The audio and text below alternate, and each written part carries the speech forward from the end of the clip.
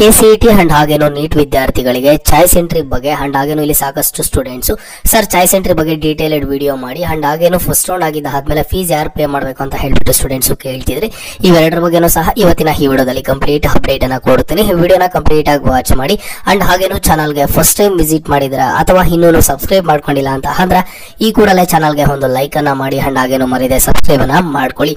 ನೋಡಿ, ಈಗ UGCET and ಹಾಗೇನೋ UG NEET 2024 ಸ್ಟೂಡೆಂಟ್ಸ್ ಕೇಳ್ತಿರೋದು ಸರ್ ಫಸ್ಟ್ ರೌಂಡ್ ರಿಸಲ್ಟ್ಸ್ ಬಂದಿದ್ದ ಆದ್ಮೇಲೆ ನಿಮ್ಗೆ ನೋಡಿ ಸೆಪ್ಟೆಂಬರ್ 1ನೇ ತಾರೀಕು ರಾತ್ರಿ ಫಸ್ಟ್ ರೌಂಡ್ ರಿಸಲ್ಟ್ಸ್ ಆದ್ರೆ ಸಿಗುತ್ತಾ, ಫಸ್ಟ್ ರೌಂಡ್ ರಿಸಲ್ಟ್ಸ್ ಬಂದಿದ್ದ ನೆಕ್ಸ್ಟ್ ಡೇನೆ ನಿಮ್ಗೆ ಚಾಯ್ಸ್ ಎಂಟ್ರಿ ಲಿಂಕ್ ಆದ್ರೆ ಆಕ್ಟಿವೇಟ್ ಆಗುತ್ತಾ.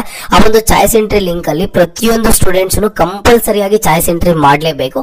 ಅಂಡ್ ಚಾಯ್ಸ್ ಎಂಟ್ರಿ ಯಾರು ಮಾಡಂಗಿಲ್ಲ ಅಂತ ಅಂದ್ರೆ ಯಾರಿಗಾದ್ರೂ ಫಸ್ಟ್ ರೌಂಡ್ ಫೈನಲ್ ರಿಸಲ್ಟ್ಸ್ ಅಲ್ಲಿ ಸೀಟ್ ಅಲರ್ಟ್ ಆಗಿರಲ್ವೋ ಅಂತಹ ಸ್ಟೂಡೆಂಟ್ಸ್ ಚಾಯ್ಸ್ ಎಂಟ್ರಿ ಮಾಡುವಂತಹ ಅವಶ್ಯಕತೆ ಆದ್ರೆ ಇರೋದಿಲ್ಲ. ಬಿಟ್ರೆ ಇನ್ನು ಉಳಿದಿರುವಂತಹ ಸ್ಟೂಡೆಂಟ್ಸ್ ಎಲ್ಲರೂ ಕಂಪಲ್ಸರಿ ಆಗಿ ಚಾಯ್ಸ್ ಎಂಟ್ರಿ ಅನ್ನ ಮಾಡಲೇಬೇಕು. ನೀವೇನಾದ್ರೂ ಚಾಯ್ಸ್ ಎಂಟ್ರಿ ಅನ್ನ ಮಿಸ್ ಮಾಡಿದಿರಾ ಅಂತ ಅಂದ್ರೆ ನಿಮ್ಗೆ ಫಸ್ಟ್ ರೌಂಡ್ ಅಲ್ಲಿ ಸಿಗುವಂತಹ ಸೀಟ್ ಆದ್ರೆ ವೇಸ್ಟ್ ಆಗುತ್ತೆ. ಹಾಗಾಗಿ ಪ್ರತಿಯೊಬ್ಬರು ಚಾಯ್ಸ್ ಎಂಟ್ರಿನ ಮಾಡಲೇಬೇಕು. ಮೊದಲಿಗೆ ನೋಡಿ, ನಾನು ನಿಮ್ಗೆ ಚಾಯ್ಸ್ ಎಂಟ್ರಿ ಬಗ್ಗೆ ಡೀಟೇಲ್ಡ್ ಆಗಿ ಹೇಳ್ತೀನಿ. ಚಾಯ್ಸ್ ಎಂಟ್ರಿಯಲ್ಲಿ ಚಾಯ್ಸ್ 1, ಚಾಯ್ಸ್ 2, ಚಾಯ್ಸ್ 3, ಚಾಯ್ಸ್ 4 ಅಂತ 4 ಆಪ್ಷನ್ಸ್ ಆದ್ರೆ ಇರುತ್ತೆ.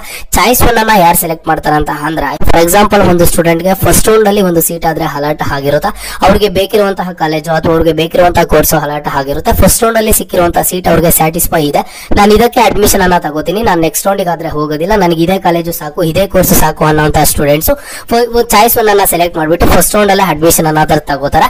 ಅಂಡ್ ನೆಕ್ಸ್ಟ್ ಚಾಯ್ಸ್ 2 ಅನ್ನ ಯಾರು ಸೆಲೆಕ್ಟ್ ಮಾಡ್ತಾರೆ ಅಂತ ಅಂದ್ರೆ ಫಾರ್ ಎಕ್ಸಾಂಪಲ್ ಒಂದು ಸ್ಟೂಡೆಂಟ್ ಗೆ ಒಂದು ಸೀಟ್ ಆದ್ರೆ ಸಿಕ್ಕಿರುತ್ತೆ, ಅಂದ್ರೆ ಸೀಟ್ ಅಲರ್ಟ್ ಆಗಿರುತ್ತೆ.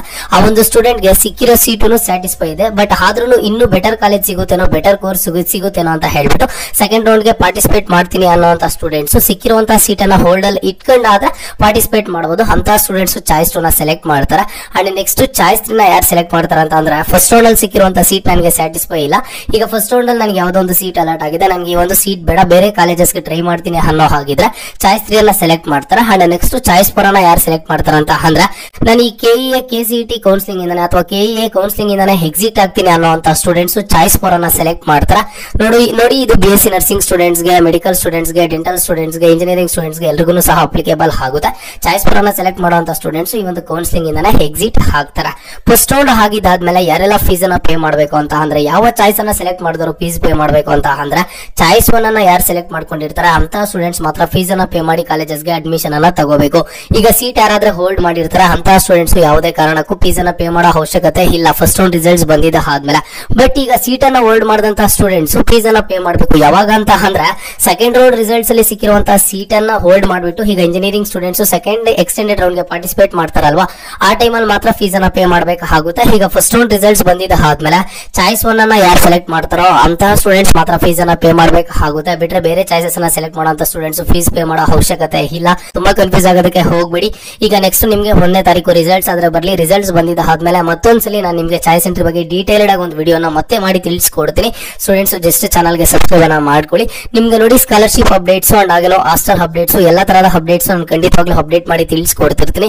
ಜಸ್ಟ್ ಚಾನಲ್ಗೆ ಲೈಕ್ ಅನ್ನ ಮಾಡಿ ಅಂಡ್ ಆಗೇನೋ ಸಹ ಸಬ್ಸ್ಕ್ರೈಬ್ ಅನ್ನ ಮಾಡ್ಕೊಳ್ಳಿ. ಈ ಕೂಡ ಹೋಗಿ ಸಬ್ಸ್ಕ್ರೈಬ್ ಅನ್ನ ಮಾಡ್ಕೊಳ್ಳಿ.